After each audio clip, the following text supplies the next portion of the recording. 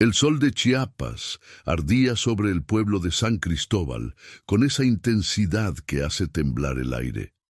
Era 1946 y la vida transcurría lenta como el río Grijalba, que serpenteaba entre las montañas.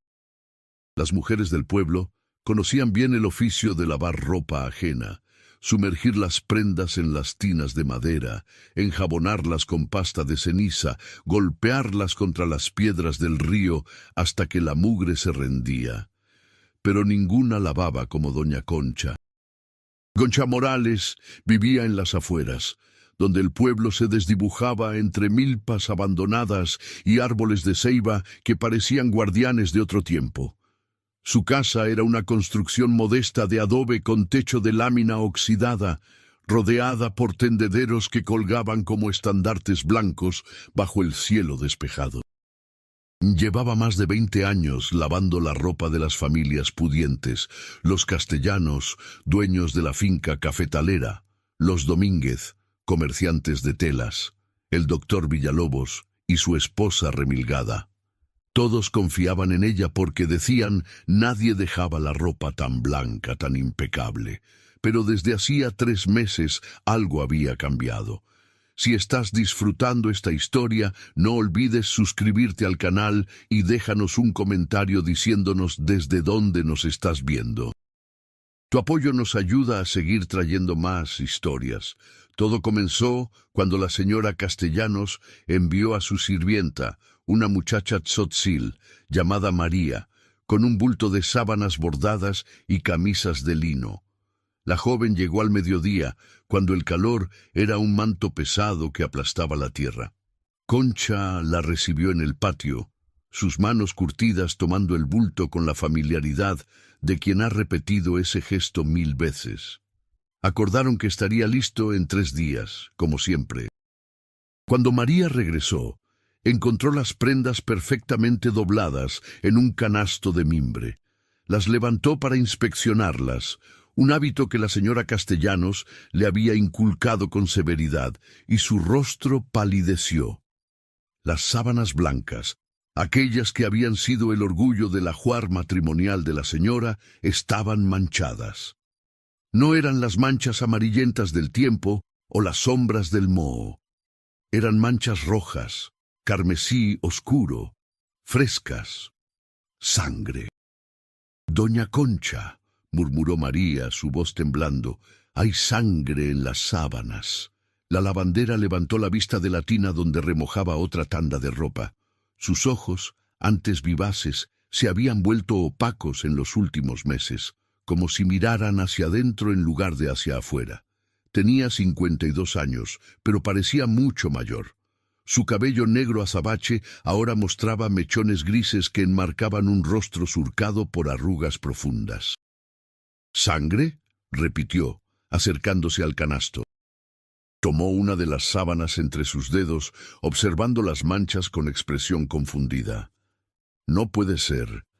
Las lavé bien, con agua hirviendo y jabón de piedra. María retrocedió un paso. Había algo en la manera en que doña Concha sostenía la tela, algo en sus movimientos mecánicos que la perturbaba. La señora se va a enojar mucho, dijo la muchacha. Estas sábanas son muy caras. Dile que las lavaré otra vez, respondió Concha sin mirarla. Sin cobrarle, las dejaré como nuevas. María tomó el canasto con manos temblorosas y se marchó apresuradamente. Mientras se alejaba por el camino de tierra, sintió la mirada de doña Concha clavada en su espalda, pesada como una losa. La señora Castellanos montó en cólera cuando vio las sábanas. Amenazó con no pagarle nunca más, con arruinar su reputación en el pueblo, pero la curiosidad morbosa pudo más que el enojo, y decidió darle una segunda oportunidad. 3 días después, María regresó a recoger la ropa. Las manchas habían desaparecido, las sábanas lucían inmaculadas, casi luminosas. Pero cuando la señora las extendió sobre su cama esa noche, notó algo extraño. Olían, no al jabón de piedra o al sol del tendedero, sino a algo metálico, férreo, como el olor que quedaba en el aire después de que el carnicero sacrificaba un cerdo. La segunda vez que sucedió fue con la ropa del doctor Villalobos. Su esposa, Clemencia, había mandado 3 de sus mejores vestidos de algodón, los que usaba para las fiestas del pueblo. Cuando doña Concha los devolvió, los dobladillos estaban empapados en sangre fresca, tanto que goteaba sobre el piso de madera de la casa de los Villalobos. Clemencia gritó, dejó caer los vestidos como si quemaran. «Esto es obra del demonio», exclamó persignándose repetidamente. «Esa mujer está poseída». El doctor Villalobos, hombre de ciencia y poco dado a supersticiones, examinó las manchas con ojo clínico. Era sangre humana, sin duda, fresca, tal vez de pocas horas. ¿Pero de dónde había salido? ¿Doña Concha se había cortado? ¿Estaba enferma? Decidió ir personalmente a investigar. El camino a la casa de Concha era polvoriento y solitario. A ambos lados crecían matorrales espinosos y nopales que se alzaban como manos suplicantes. Cuando llegó, la encontró en el patio, inclinada sobre una tina humeante. El vapor se elevaba en volutas blancas que se disolvían en el aire caliente. «Doña Concha», llamó el doctor, acercándose con cautela. Ella no levantó la vista. Sus manos se movían en círculos hipnóticos dentro del agua, frotando una prenda que el doctor no podía distinguir. «Doña Concha», repitió, más fuerte. Finalmente, ella alzó la cabeza. El doctor contuvo un escalofrío. Los ojos de Concha estaban inyectados en sangre. Sus labios agrietados se movían sin emitir sonido, como si rezara o conversara con alguien invisible. «Doctor», dijo al fin, su voz ronca, «¿trae más ropa?» «No. Vengo por los vestidos de mi esposa. Están manchados de sangre». Concha frunció el ceño, genuinamente desconcertada. «Los lavé bien», insistió. «Los dejé en remojo toda la noche. Los tallé con jabón. Los enjuagué 3 veces. Quedaron blancos». «Están rojos, doña Concha». Rojos de sangre fresca. Sus manos estaban arrugadas por el agua, las uñas astilladas, pero no había cortes visibles. «No entiendo», susurró. «Yo no sangro». El doctor dio un paso adelante, observando la tina. El agua estaba turbia, teñida de un color rosáceo. «¿Está enferma, doña Concha? ¿Ha tosido sangre? ¿Tiene alguna herida?» «No», respondió ella, pero su voz carecía de convicción. Parecía perdida, como si acabara de despertar de un sueño profundo. «Solo sueño mucho últimamente». Los ojos de Concha se llenaron de lágrimas. «Sueño con mi hija». El doctor sabía vagamente de la tragedia. Todos en el pueblo la conocían, aunque nadie hablaba de ello. Había sido hace 25 años, en 1921. La hija de Concha, Lucía, tenía 16 años cuando desapareció. Una noche salió a buscar leña y nunca regresó. Buscaron durante semanas, en el bosque, en el río, en las cuevas de las montañas. Nunca encontraron rastro de ella. Algunos decían que se había fugado con algún muchacho. Otros, que la habían raptado bandidos revolucionarios que aún merodeaban la región después de la guerra. Los más supersticiosos susurraban que el sombrerón se la había llevado, ese espíritu maligno que acechaba a las muchachas bonitas. Concha nunca dejó de buscarla. Incluso ahora, tantos años después, mantenía la habitación de Lucía exactamente como la había dejado. La cama tendida, sus vestidos colgados, sus zapatos alineados junto a la puerta. «Doña Concha», dijo el doctor con voz suave, «su hija, ya pasaron muchos años». «Sueño que viene a visitarme», continuó Concha, como si no lo hubiera escuchado. «Se sienta junto a mi cama y me habla. Me dice que tiene frío, que necesita ropa limpia. Me pide que lave su vestido porque está sucio». Un silencio pesado cayó entre ellos. El doctor no sabía qué decir. ¿Cómo se consuela a una madre que ha perdido a su hija de manera tan brutal? Tal vez debería descansar unos días, sugirió finalmente. ¿Dejar de lavar por un tiempo? No puedo, respondió Concha. Es lo único que sé hacer, lo único que me queda. El doctor se marchó perturbado. Cuando le contó a su esposa sobre la conversación, Clemencia se limitó a negar con la cabeza. Esa mujer está loca de dolor, sentenció. Y ahora está trayendo su locura a nuestras casas. Pero el fenómeno no se detuvo. En las siguientes semanas, casi todas las familias del pueblo que enviaban ropa a doña Concha reportaron lo mismo. Prendas que regresaban manchadas de sangre fresca, incomprensiblemente arruinadas. La ropa interior del juez Moreno, las camisas blancas del maestro Gutiérrez, los manteles de lino de la familia Solís, todo volvía empapado en sangre.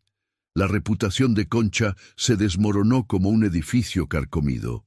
Las mujeres comenzaron a buscar otras lavanderas o a lavar su propia ropa. Los clientes que había mantenido durante décadas la abandonaron uno tras otro.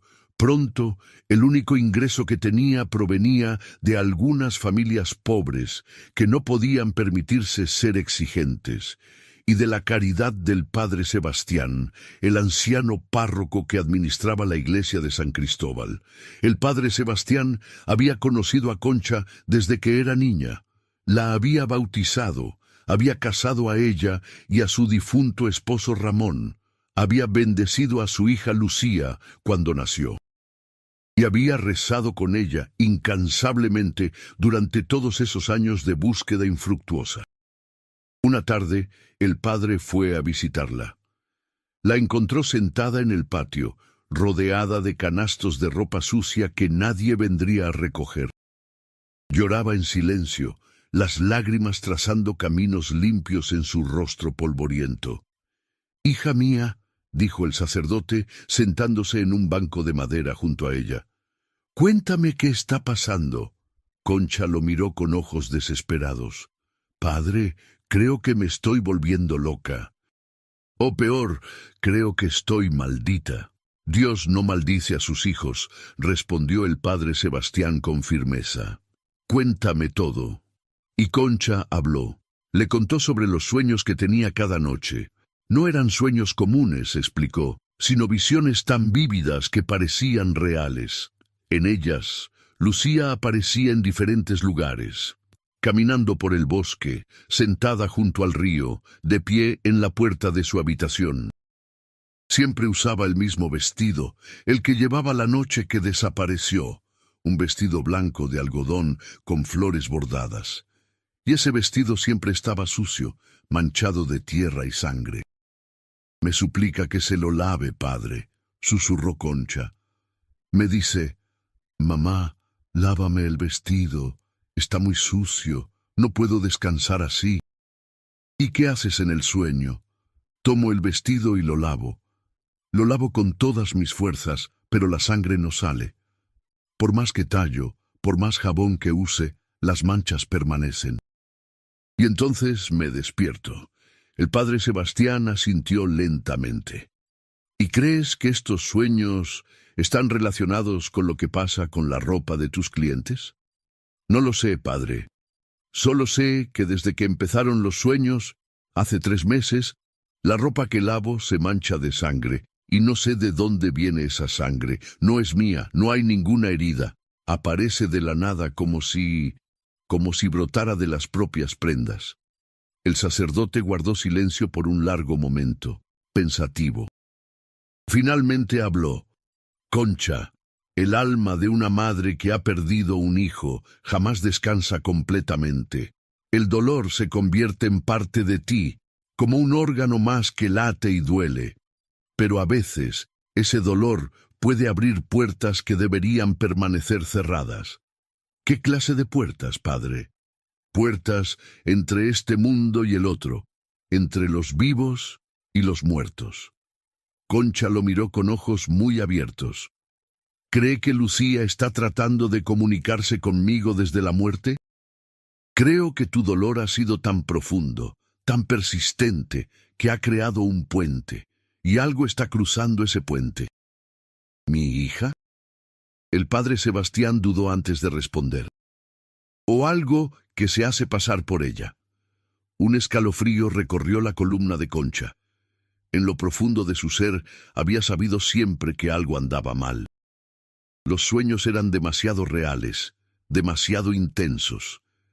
Y la Lucía que aparecía en ellos, aunque tenía su rostro y su voz, tenía algo extraño en los ojos, algo oscuro y hambriento. ¿Qué debo hacer, padre?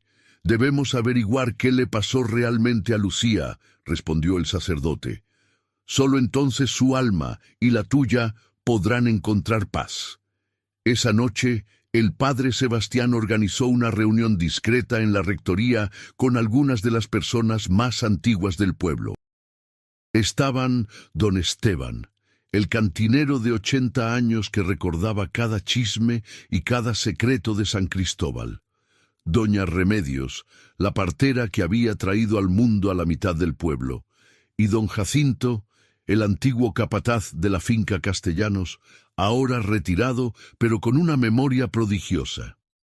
Necesito que me cuenten todo lo que recuerden sobre la noche que desapareció Lucía Morales, dijo el padre Sebastián, sirviendo café en tazas desportilladas. Sin omitir ningún detalle, por insignificante que parezca. Los tres ancianos intercambiaron miradas incómodas. Don Esteban fue el primero en hablar. Fue en octubre de 1921. Yo estaba en la cantina cuando llegó Concha, desesperada, preguntando si alguien había visto a su hija. Dijo que había salido por leña antes del anochecer y no había regresado. Organizamos una búsqueda esa misma noche, continuó don Jacinto. Yo encabecé un grupo que fue hacia el bosque del norte.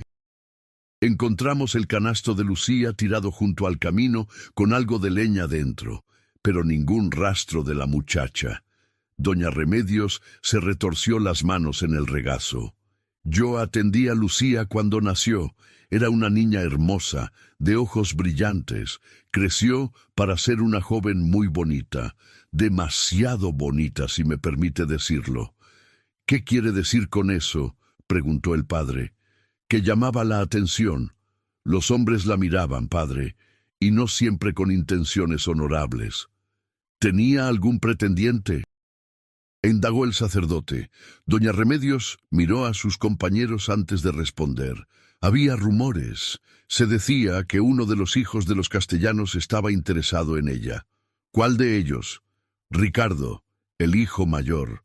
Don Jacinto asintió con gravedad. Ricardo Castellanos era un hombre problemático, bebía mucho, tenía un temperamento violento. Su padre lo mantenía trabajando en la finca para que no causara problemas en el pueblo, pero todos sabíamos que tarde o temprano explotaría. ¿Y qué pasó con él después de que Lucía desapareció?, preguntó el padre Sebastián, su corazón acelerándose. Se fue, respondió don Esteban. 3 semanas después de la desaparición, su padre lo envió a la Ciudad de México.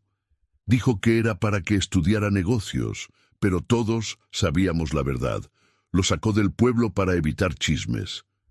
¿Qué clase de chismes? Los 3 ancianos guardaron silencio. Finalmente, doña Remedios habló con voz temblorosa. La noche que Lucía desapareció, alguien vio a Ricardo caminando por el bosque. Llevaba una pala al hombro. El silencio que siguió fue denso, cargado de implicaciones terribles. El padre Sebastián sintió que el estómago se le revolvía. ¿Por qué nadie dijo nada? ¿Por qué no se investigó? Don Jacinto suspiró pesadamente. Los Castellanos eran, y siguen siendo, la familia más poderosa del pueblo, padre. Su palabra era ley. Cuando el viejo Castellanos dijo que su hijo estaba en casa esa noche, nadie se atrevió a contradecirlo. Y el alguacil de entonces, que en paz descanse, estaba en el bolsillo de los Castellanos. Dios mío, murmuró el padre Sebastián horrorizado. ¿Están diciéndome que todos sospecharon que Ricardo Castellanos tuvo algo que ver con la desaparición de Lucía y nadie hizo nada? Era otro tiempo, padre, dijo don Esteban. Las cosas funcionaban diferente. Y la familia de Concha no tenía dinero ni influencia. Era solo una lavandera pobre, con una hija desaparecida. ¿Quién iba a escucharla contra los castellanos? El padre Sebastián se levantó bruscamente, caminando hacia la ventana. Afuera, la noche era oscura y silenciosa. Pensó en Concha, en todos esos años de sufrimiento e incertidumbre. Pensó en Lucía, una muchacha de apenas 16 años, cuya vida había sido cegada por la violencia y la impunidad. ¿Dónde está Ricardo Castellanos ahora?, preguntó. Murió hace 10 años, respondió doña Remedios. Se accidentó en la Ciudad de México. Dicen que se cayó por las escaleras de su casa estando borracho. Se partió el cuello. ¿Y el viejo Castellanos? También muerto. Hace 5 años, su viuda, la señora Castellanos, a la que Concha le lavaba la ropa, es la que ahora maneja la finca con ayuda de sus otros hijos. El padre Sebastián volvió a sentarse, pasándose una mano por el rostro cansado. Necesito saber dónde está el cuerpo de Lucía. Si Ricardo la mató, la enterró en alguna parte, y ese lugar necesita ser encontrado. El bosque es inmenso, padre, dijo don Jacinto, y han pasado 25 años. ¿Cómo vamos a encontrar algo después de tanto tiempo? No lo sé, admitió el sacerdote, pero debemos intentarlo, por Concha, por Lucía. Los días que siguieron fueron extraños y tensos.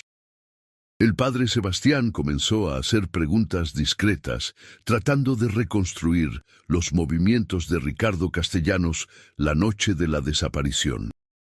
Habló con antiguos trabajadores de la finca, con vecinos que vivían cerca del bosque, con cualquiera que pudiera recordar algo útil. Mientras tanto, la situación de Concha empeoraba. Los sueños se volvieron más intensos, más perturbadores. Ya no solo veía a Lucía pidiendo que le lavara el vestido. Ahora la muchacha le mostraba cosas, imágenes fragmentadas de violencia y terror, manos masculinas agarrándola, gritos ahogados, tierra cayendo sobre su rostro, y la sangre en la ropa lavada ya no aparecía solo ocasionalmente. Ahora cada prenda que Concha tocaba se manchaba instantáneamente, como si estuviera empapada en una sustancia invisible que solo se manifestaba después. Su casa se convirtió en un lugar evitado por todos. Los niños corrían cuando pasaban frente a ella. Las mujeres hacían la señal de la cruz. Una mañana María, la sirvienta de los castellanos, llegó corriendo a la rectoría. Estaba pálida, jadeando. «Padre, padre», gritó, «tiene que venir. Algo terrible está pasando». El sacerdote la siguió hasta la casa de Concha. Cuando llegaron, encontraron a la lavandera en el patio, de rodillas junto a una tina. Pero no estaba lavando ropa. Estaba sacando algo del agua, algo que parecía tela blanca con flores bordadas. «Doña Concha», llamó el padre Sebastián acercándose con cautela. «¿Qué está haciendo?». Ella levantó la vista. Sus ojos estaban completamente perdidos, ausentes. Sostenía entre sus manos empapadas lo que parecía ser un vestido. El vestido blanco de algodón con flores bordadas que Lucía llevaba la noche que desapareció. «Estoy lavando su vestido», respondió Concha con voz monótona. «Me lo pidió. Dijo que está muy sucio». El padre Sebastián sintió que el aire abandonaba sus pulmones. Se acercó más y vio que la tina estaba llena de agua roja, no rosácea, roja, como si hubiera vaciado litros de sangre dentro. «Doña Concha, eso no es real», dijo, tratando de mantener la voz calmada. «Ese vestido, Lucía se lo llevó puesto hace 25 años. Ella me lo trajo», insistió Concha. «Vino anoche, entró a mi habitación y me lo dio. Dijo, lávalo, mamá, quiero estar limpia. y yo le prometí que lo haría. El padre hizo la señal de la cruz. Sabía que estaban lidiando con algo más allá de su comprensión, algo que trascendía lo natural.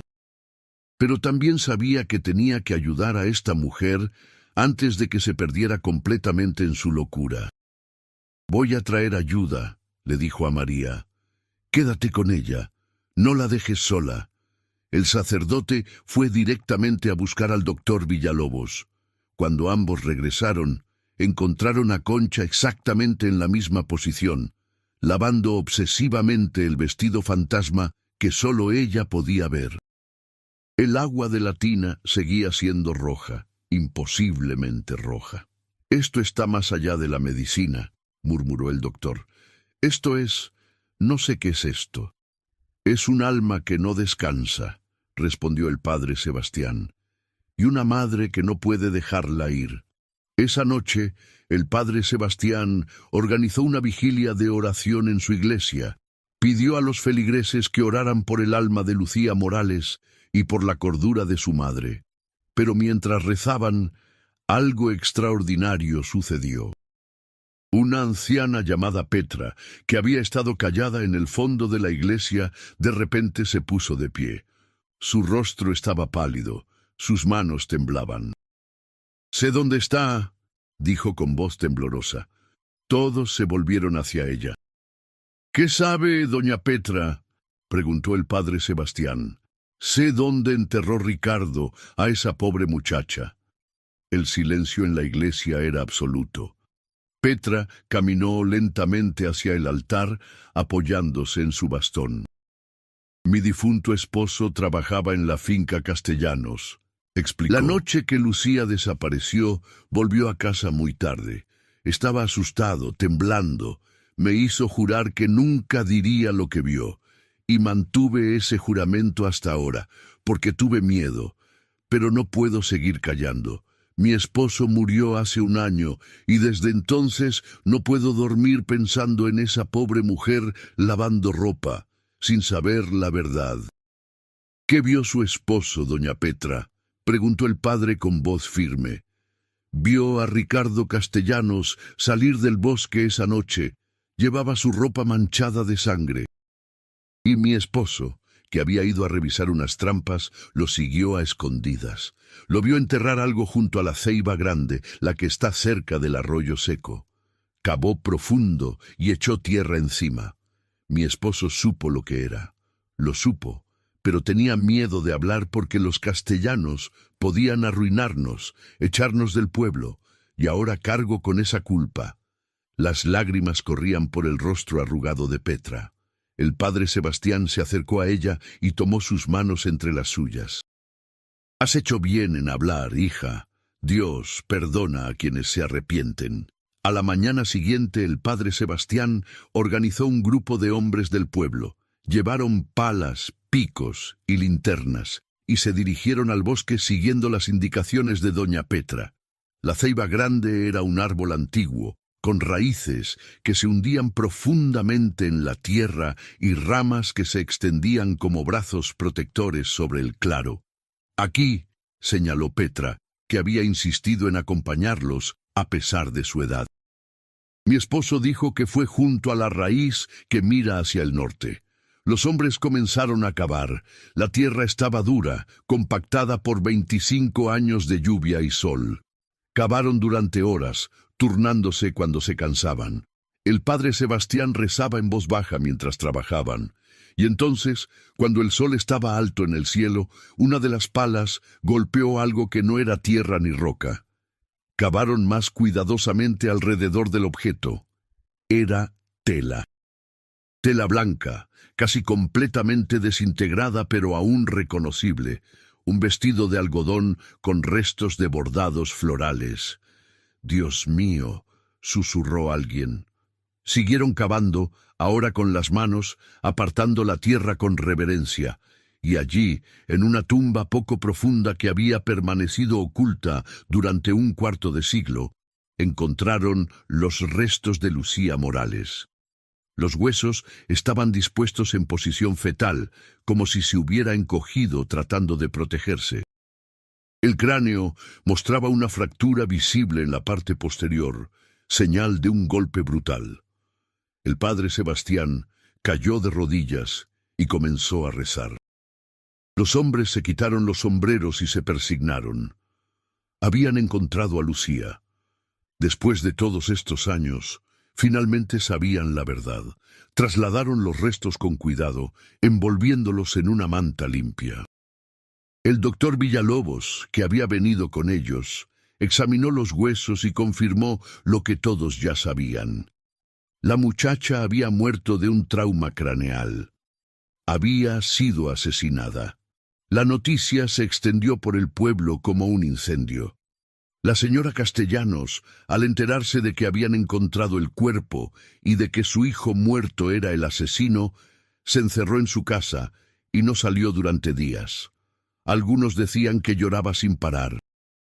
Otros que estaba furiosa porque el nombre de su familia había quedado manchado para siempre, pero a nadie le importaba realmente lo que sintiera la señora Castellanos. Toda la atención estaba puesta en Concha. El padre Sebastián fue personalmente a darle la noticia. La encontró en el patio, sentada junto a la tina vacía, mirando al vacío. «Concha», dijo suavemente, arrodillándose frente a ella. «Encontramos a Lucía». Los ojos de Concha se enfocaron lentamente en él. No dijo nada, pero las lágrimas comenzaron a rodar por sus mejillas. «Está muerta, hija mía. Ha estado muerta todos estos años, pero ahora sabemos la verdad. Sabemos quién le hizo daño y vamos a darle un entierro apropiado con todas las bendiciones de la iglesia. Finalmente descansará en paz». Concha cerró los ojos. Una expresión de profundo alivio mezclado con un dolor renovado cruzó su rostro. Había esperado durante 25 años tener respuestas. Y ahora las tenía, aunque fueran las peores respuestas posibles. «¿Puedo verla?», preguntó con voz quebrada. Por supuesto. El funeral de Lucía Morales se celebró 3 días después. Todo el pueblo asistió, no solo por respeto a la difunta, sino también como una forma de pedir perdón por todos esos años de silencio cómplice. El ataúd blanco fue cubierto de flores frescas. El padre Sebastián ofició una misa hermosa y conmovedora, hablando de justicia, perdón y descanso eterno. Concha permaneció junto al ataúd durante toda la ceremonia, con una mano apoyada sobre la madera blanca. No lloró. Parecía estar en trance, como si finalmente, después de tantos años, una parte de ella pudiera descansar también.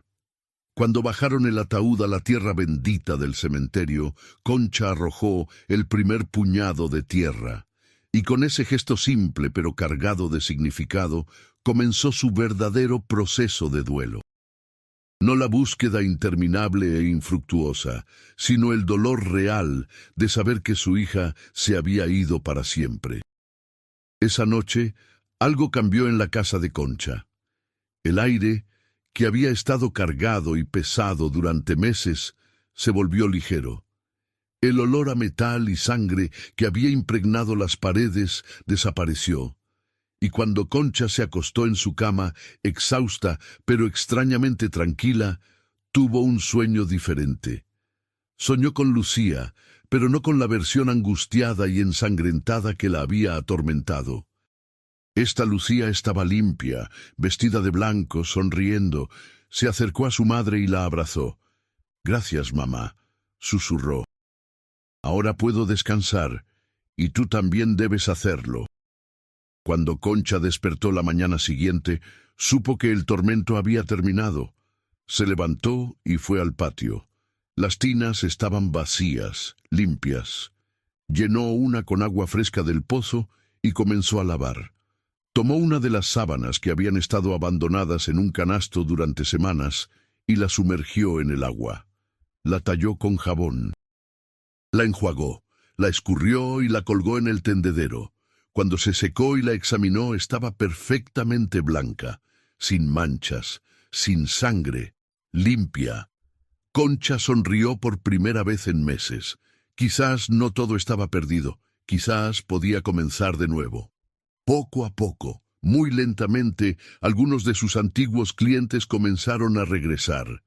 Primero fue el maestro Gutiérrez, que le llevó algunas camisas con cautela.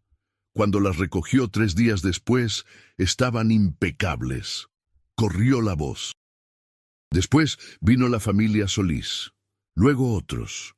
En 6 meses, Concha había recuperado casi toda su clientela anterior. Las únicas que nunca volvieron fueron las mujeres de la familia Castellanos. Pero a Concha no le importaba. Había algo de justicia poética en ello. El padre Sebastián la visitaba regularmente. La encontraba más delgada, más callada que antes, pero también más en paz. El dolor de perder a Lucía nunca desaparecería completamente. Ese tipo de dolor nunca lo hace. Pero al menos ahora era un dolor honesto, sin la agonía añadida de la incertidumbre. ¿Ya no sueña con ella?, le preguntó el sacerdote en una de sus visitas. A veces, respondió Concha, doblando cuidadosamente una camisa blanca. Pero ahora son sueños tranquilos. La veo en lugares bonitos, corriendo por un campo de flores, riendo. Ya no está sucia ni asustada, está en paz. ¿Y usted, doña Concha, está en paz? Ella pensó en la pregunta por un largo momento. No lo sé, padre, pero estoy mejor. Ya no me siento atormentada. Sé lo que pasó, sé dónde está mi niña. Eso tiene que ser suficiente. Pasaron los años. Concha envejeció. Sus manos se volvieron más artríticas, su espalda más encorvada por el trabajo constante. Pero siguió lavando ropa hasta que ya no pudo hacerlo más. El pueblo nunca olvidó la extraña historia de las prendas manchadas de sangre, y se convirtió en una especie de leyenda local. Las madres la contaban a sus hijas como advertencia y como recordatorio de que los muertos merecen justicia tanto como los vivos. Cuando Concha murió en 1958, a los 64 años, fue enterrada junto a Lucía. El padre Sebastián, ahora muy anciano y frágil, ofició la ceremonia. Muchas personas del pueblo asistieron, más de las que Concha hubiera imaginado.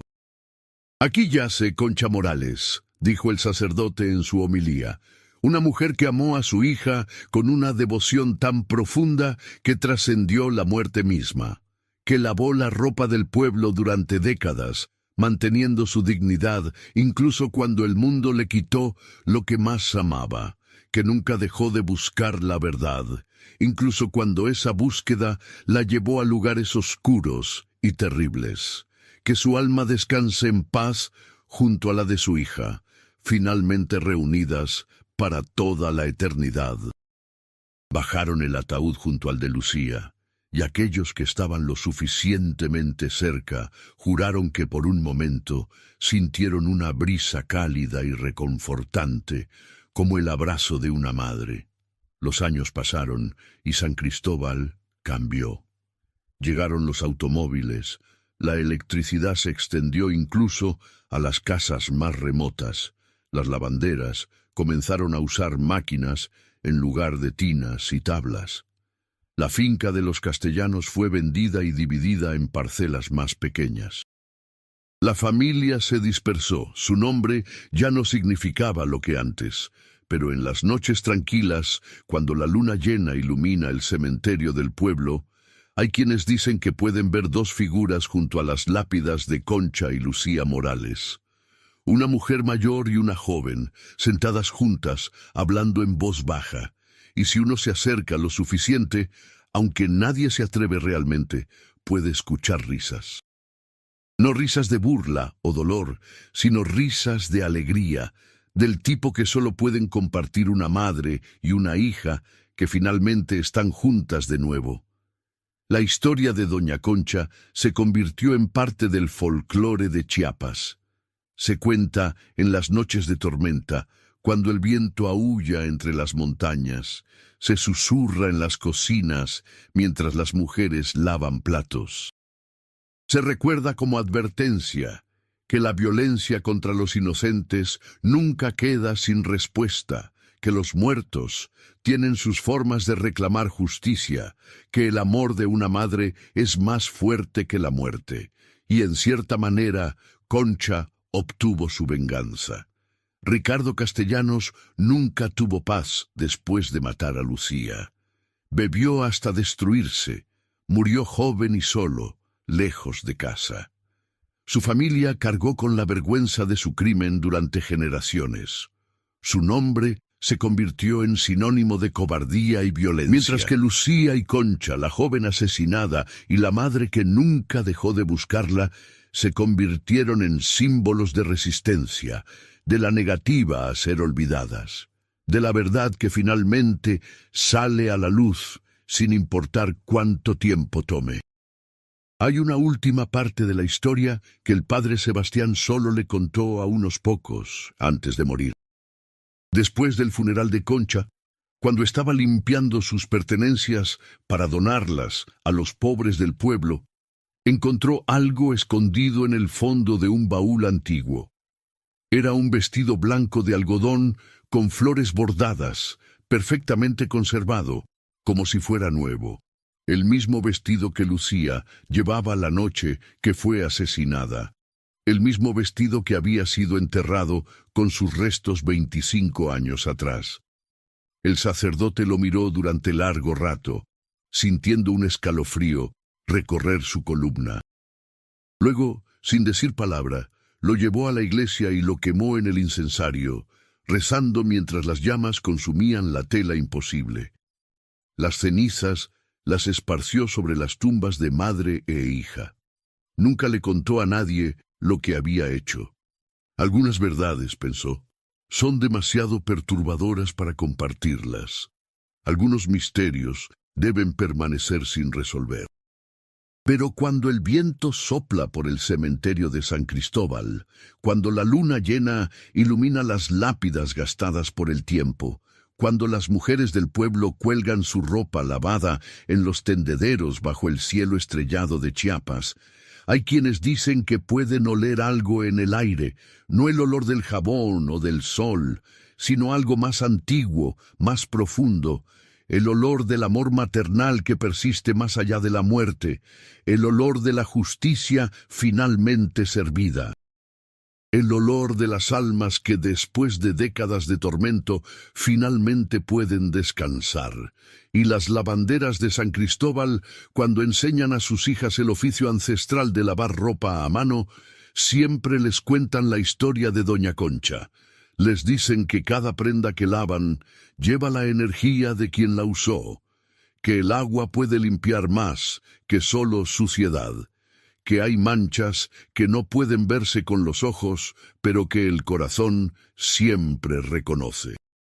Les enseñan a respetar su trabajo, porque lavar la ropa de otros es un acto de servicio sagrado. Les enseñan a estar atentas a las señales, porque a veces las prendas cuentan historias que sus dueños no pueden o no quieren contar. Les enseñan que una mancha de sangre que no debería estar ahí es más que una curiosidad, es un grito de ayuda que atraviesa el velo entre mundos. Y sobre todo, les enseñan a nunca ignorar lo que sus manos sienten cuando tocan la tela, porque hay conocimientos que no vienen de la mente sino de lugares más profundos, más antiguos. Las madres saben, las lavanderas saben, las mujeres que pasan sus días con las manos sumergidas en agua, limpiando las manchas de la vida de otros, desarrollan un sexto sentido para las cosas que están fuera de lugar, para las verdades ocultas, para las injusticias que claman por ser reveladas. Concha Morales nunca fue una mujer educada en el sentido formal, nunca aprendió a leer más que su propio nombre, nunca viajó más allá de los límites de su pequeño pueblo, pero en su simplicidad había una sabiduría profunda, una conexión con las fuerzas elementales de amor y pérdida que mueven el mundo.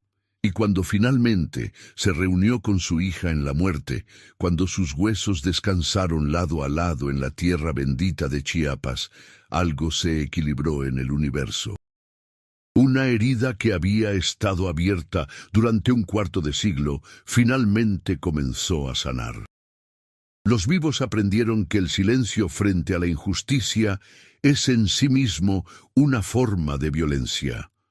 Aprendieron que proteger a los poderosos a expensas de los débiles tiene un costo que eventualmente todos pagan. Aprendieron que las madres que han perdido hijos desarrollan una fuerza sobrenatural, una persistencia que puede mover montañas o, en el caso de Concha, atravesar el velo entre mundos para encontrar respuestas. Y los muertos, Lucía y eventualmente Concha, encontraron el descanso que habían sido privadas por tanto tiempo, no el olvido, sino una paz ganada con esfuerzo, una conclusión a una historia que había permanecido abierta e infectándose como una herida descuidada. En 1946, cuando las prendas comenzaron a regresar manchadas con sangre fresca, nadie en San Cristóbal podía imaginar que estaban presenciando el comienzo de un viaje hacia la verdad. Pensaron que Concha se había vuelto loca, que algo en ella se había roto. Y en cierto sentido tenían razón, pero lo que se rompió no fue su mente. Fue la barrera entre este mundo y el siguiente, fracturada por 25 años de dolor maternal ininterrumpido. Y a través de esa fractura, Lucía encontró una manera de comunicarse, no con palabras, porque los muertos no hablan como los vivos, sino con signos y símbolos que su madre, la única persona en el mundo que estaba verdaderamente escuchando, podría eventualmente entender. La sangre en la ropa no era una maldición o un castigo, era un mensaje. Estoy aquí, algo terrible me pasó. Por favor, encuéntrame, por favor, no me olvides. Por favor, dile al mundo la verdad. Y Concha, a través de su sufrimiento y confusión, eventualmente entregó ese mensaje. El padre Sebastián lo tradujo en acción. Doña Petra proporcionó la pieza final del rompecabezas. Y juntos, una comunidad que había fallado a Lucía en vida, finalmente le hizo justicia en muerte. Esta es la historia que las abuelas de San Cristóbal todavía cuentan. Esta es la leyenda que sobrevive en los cafés y cantinas del pueblo. Esta es la verdad que se esconde detrás de los hechos, que doña Concha, la lavandera cuya ropa regresaba manchada con sangre fresca, no estaba loca, estaba escuchando. Y al final, su escucha salvó no solo el alma de su hija, sino también la suya propia.